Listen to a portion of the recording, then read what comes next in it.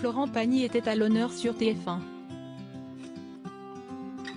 Le 1er janvier 2023, la première chaîne a diffusé un documentaire qui lui était consacré baptisé Un homme libre, de Michel Jankéléwitch. Un carton d'audience, 4,02 millions pour 32,2% de part de marché.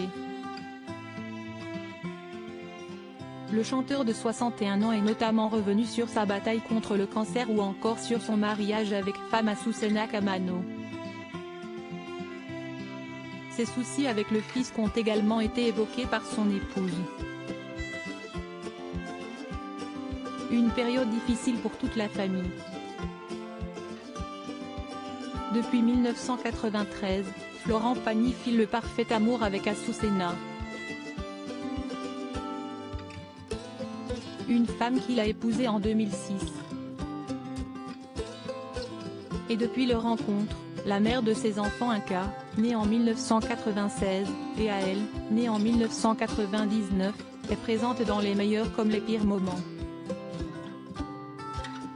L'un d'eux est sa bataille judiciaire contre le fisc. L'artiste qui a revendiqué sa liberté de penser dans l'un de ses titres a été accusé par l'administration fiscale de ne pas avoir déclaré l'intégralité de ses revenus dans les années 90, à savoir un emprunt accordé par sa maison de disques. En désaccord et sûr de son bon droit, il refuse donc de payer ce qu'on lui réclamait et bien décidé à ne rien lâcher. Ses meubles sont alors saisis et sa famille et lui se retrouvent dans une situation compliquée financièrement. Florent Pagny s'est alors tourné vers son ami Pascal Obispo. Ce dernier a envoyé l'un de ses employés pour acheter tous ses meubles, puis il lui a loué tout le mobilier pour un euro symbolique, car il ne pouvait pas simplement les lui restituer. Pascal était totalement intégré à l'histoire puisqu'on a dû faire appel à lui pour nous aider un peu, nous donner un coup de main et pour ne pas tout perdre. On allait tout perdre. On n'a pas tort mais pour le prouver il faut aller à la guerre. Cela veut dire qu'ils vont tout nous saisir, une épreuve, ça va être très dur, a déclaré Azucena dans le documentaire Un homme libre.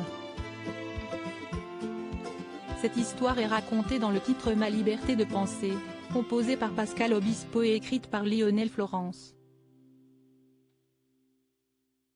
Un tube qui n'a pas plu au fisc. Florent Pagny a donc été condamné pour fraude fiscale, en janvier 2004.